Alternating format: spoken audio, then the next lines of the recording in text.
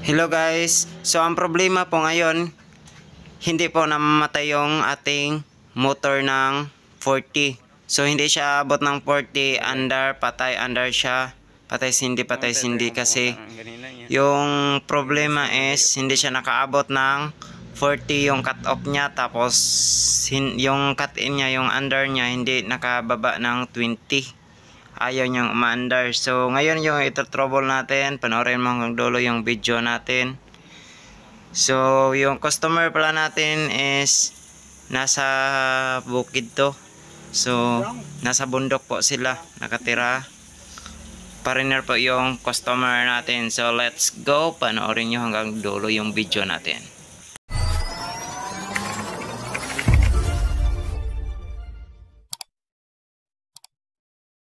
So hello guys. So ngayon pala yung trouble natin is water pump. Ang problema kasi nito, ayaw niyang aabot ng 40. Tapos patay sindi yung water pump. So magastos siya sa kuryente at saka wala ding laman yung pressure tank natin. Wala siyang laman ng hangin, puro tubig na lang sa loob. So i-check natin kung anong dapat nating ihatol dito, kung ano yung ating gagawa natin to ng paraan para masolusyonan natin kung ano yung problema dito sa loob. Kasi ayaw niya nga abot ng 40, kasi yung cut off niya is 40. Pag abot siya ng 40, automatic mamamatay itong bladder pressure tank kasi meron siyang rubber sa loob. So ang nasa loob po ng rubber na yan is doon po papasok yung tubig. Tapos sa labas po niyan, sa gilid po ng bladder is doon din nakalagay yung hangin. So ang pre-charge ng hangin, kahit nasa factory pa to guys, is nasa 20 PSI. So pwede nyo babaan ng 18 PSI, mas maganda. Tapos 40. Tapos pwede nyo rin babaan yung cut off is 38. So ayan, babawasan nyo ang cut in ng 2 PSI at saka cut out 2 PSI din. So ngayon guys, ang ito trouble natin ngayon, bali 60 liters to horizontal. So Eurostar na water pump, okay yung water pump natin kasi tested na yan, at saka yung bladder, ang pressure tank. So tatanggalin lang natin yung plate. So tatanggalin lang natin yan. Tapos make sure guys na before nyo tatanggalin, yung may nakita kayong paglalagyan ng hangin sa likod. So make sure na uubusin nyo yung nasa loob na pre-charge na hangin in case may hangin pa sa loob. So i-press nyo lang yun, tapos mauubos na yung hangin, tsaka na kayo mag-open dito para safe sa inyo. So ayun, kita natin, so puro tubig yung laman, wala nang hangin. So i-check muna natin yung kanyang rubber sa loob, yung butyl niya, baka nandun lang yung problema natin, baka nandun lang. So dito inubos ko na yung hangin, so tatanggalin ko na lang ito yung sinasabi ko kanina na before kayo magtanggal doon, kailangan nyo muna bawasan dito yung hangin o ubusin nyo muna. Ayan, so tatanggalin lang natin yung kanyang air vent. Tatanggalin lang natin yan. Diyan tayo maglalagay ng hangin, magbomba, or meron tayong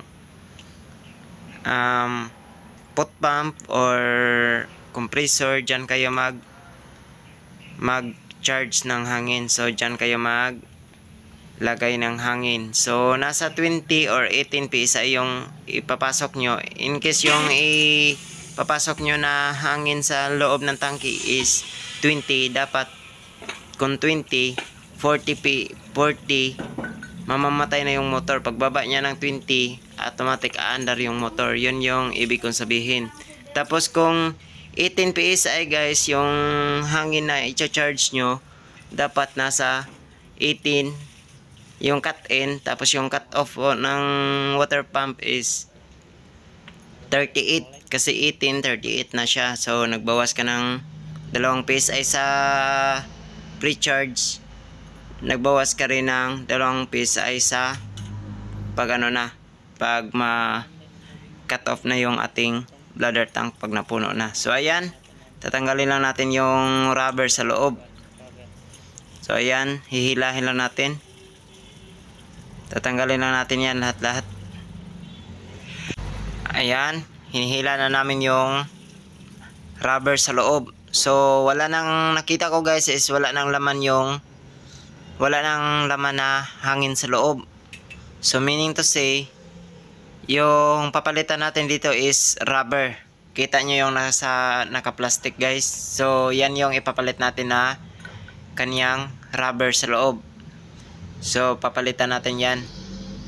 Tapos yan, kasi may butas na kasi sa gilid niya yung rubber kasi 5 years na itong ginagamit ng customer. Tapos deep well pa yung source ng tubig nila. Kailangan po, mas maganda na mayroon kayong suction filter na ikinabit sa galing ng suction mismo.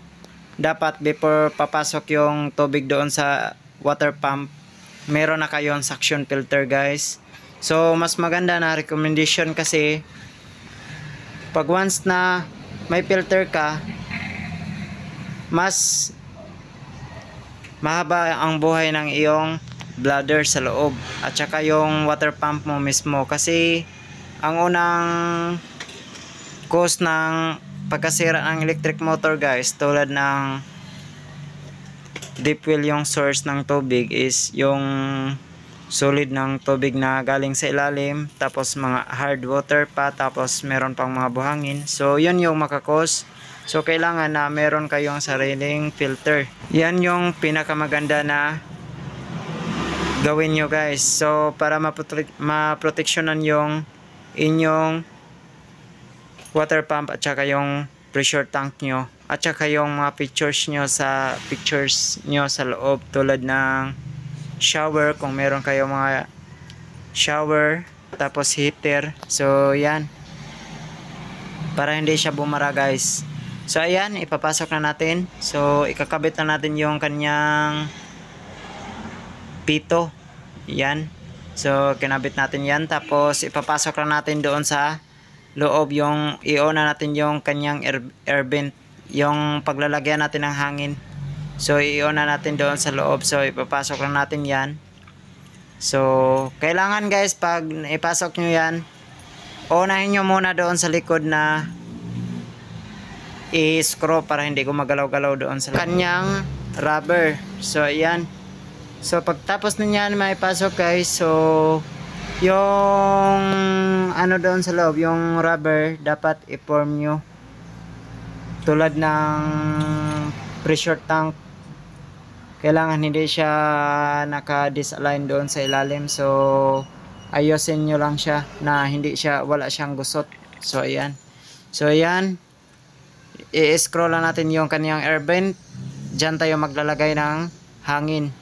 So tulad ng mga pito ng mga sasakyan, so parang gulong lang ng sasakyan. Ayan.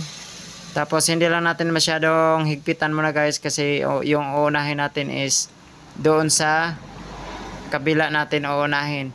So higpitan na natin konti lang. Huwag nyong masyadong higpitan ng sobra-sobra para hindi mag-loss yung thread nya doon sa loob.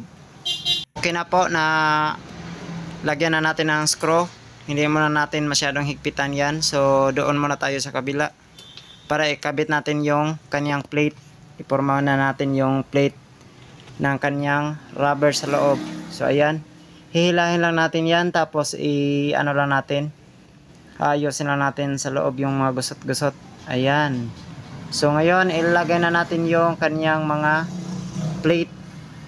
Ayan, yan yung ganyan kayo magkabit guys. So wag nyong lagyan yan ng ano, wag nyong lalagyan ng sealant yan, kasi ang ginawa ng iba guys, pag nagkabit sila nito, nilalagyan nila yung plate at saka yung rubber ng sealant or epoxy. Kaya ang nangyayari, mahirap siya tanggalin.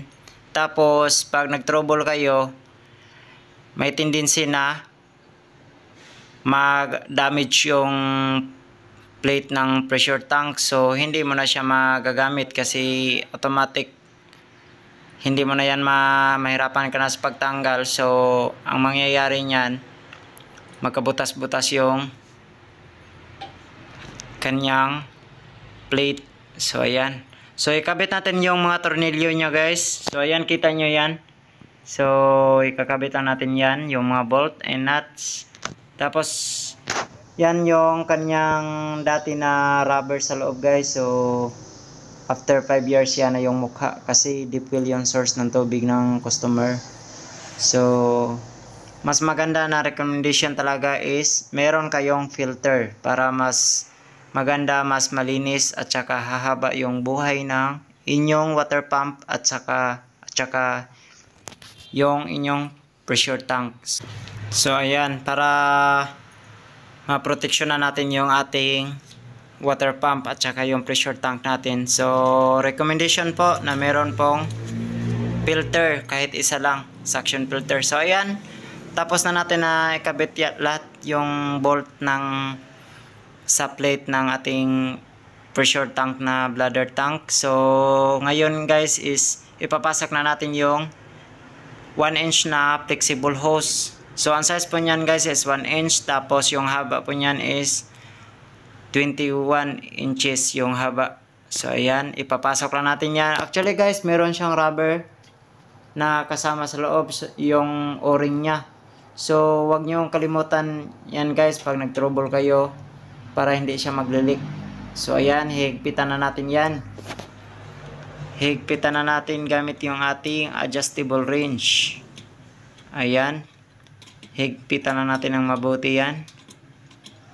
So pagkatapos natin yan mahigpitan lahat guys. So doon naman tayo sa kabila pagtapos natin yan mahigpitan lahat. So ayan. Ayan, so higpitan na natin dyan yung ano na natin yung higpit. So higpitan na natin ng mabuti yan. Tapos pag okay na lahat, ito na pong gagawin natin. Sa sunod natin gagawin is maglagay na tayo ng hangin. So yung pressure na ipapasok natin dyan guys, yung ilan yung PSI, merong nagtatanong kung ilang PSI yung i-pre-charge natin o ilalagay natin dyan sa loob. So ang pre-charge natin guys is, yung isi-set ko ngayon is 20 PSI. 20 PSI ang i-charge natin na hangin. So yung ilagay natin dyan na hangin na wala pang laman ng tubig. Para 20 yung cut-in, yun yung ibig sabihin ng cut-in guys, yun yung hangin. Tapos yung cut-off, yun na yung 40, 20, 40. Yung 40 na yun is tubig na yung nasa ilalim. 20 yung hangin, 20 yung tubig. So bali siya 20, 40, ganyan po. 20 yung hangin, 20 yung tubig. So total of 40. So 20 PSI ang charge ng hangin. Tapos pag-aabot siya ng 40, meaning cut off na siya kasi napupuno na yung pressure tank natin. So ayan, naibalik na natin yung kanyang cap. Tapos natin yan makabit lahat guys. So ngayon ititest na natin. So ayan, tingnan nyo yung pressure gauge guys. Pag-aabot yan ng 40, ayan, tumatakbo na po yung gauge natin. So kanina hindi siya aabot ng 20 guys, nasa 0 lang siya. Tapos paglagpas niya ng 5 PSI, patay. Tapos under naman, patay sindi yung water pump. So yun yung findings natin is yung bladder sa loob, yung rubber niya sa loob is papalitan na natin kasi yun nga, nabutas na sa sobrang ng tubig nila. So ayan, so cut off na siya guys kasi 40 na. So ayan, ititest natin yung kanyang garden. So, meron na siyang pressure, malakas na yung pressure. So, yan lang guys. Thank you so much panonood and God bless. Thank you for watching. So much and God bless. Thank you for watching.